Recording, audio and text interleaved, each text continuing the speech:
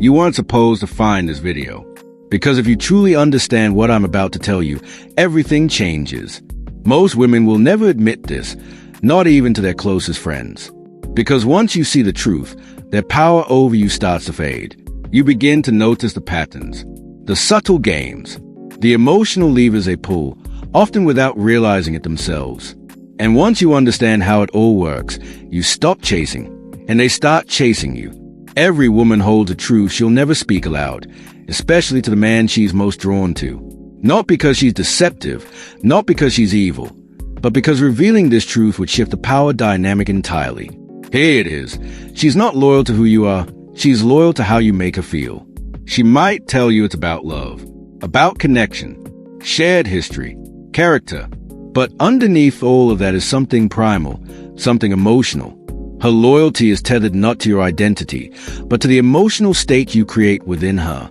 The second those feelings fade, if you become too predictable, too safe, too available, her mind will begin to wander, not necessarily toward another man, but toward another feeling. That craving is chemical, subconscious, powerful. The Stoic man doesn't hate her for it. He accepts it. He reads her, not through her words, but through her patterns. He understands that desire is fragile and loyalty is conditional. Most men think giving more makes her stay. More attention, more affection, more access. But attraction doesn't live in abundance. It thrives in tension. The man who holds back just enough, who leaves her wondering, guessing, wanting, triggers a powerful ancient response. He becomes the one her mind can't shake. He's not playing games, he's maintaining mystery. And mystery is magnetic. By not giving her all of you upfront, you create emotional value.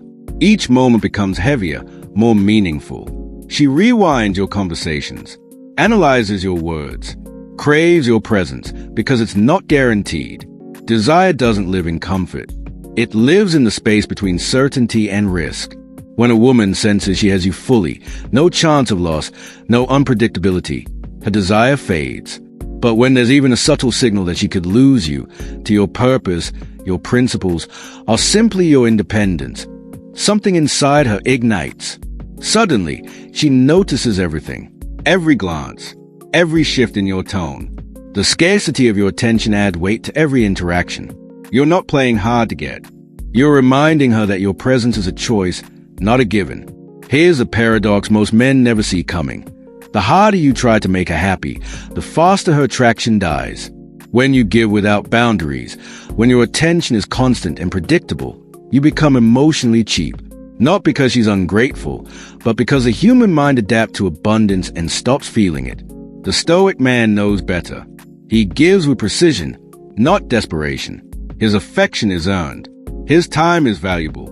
He creates tension by not always being available, and that tension fuels desire. Most men wait for her to lose interest. They feel her pull back, and they panic. They try harder. They cling. They validate her decision to leave. But the man who walks away first, calmly, confidently, with dignity, flips the entire script. She realizes you're not waiting around for her permission to move on. You're not emotionally dependent on her validation. And that realization hits harder than any words ever could. The image of a man who could walk away at any moment, not out of anger, but out of self-respect, is burned into her mind. And more often than not, that's what makes her chase again. The Stoic man understands this. He doesn't beg. He doesn't overgive. He doesn't fear the loss. Because he knows the truth. In romance, less isn't manipulation. It's mastery. Give just enough to be felt, never so much that you're taken for granted. If you've ever given too much, only to watch her pull away, comment, "I see it now." If you've ever seen her chase after you held your ground, comment, "It works."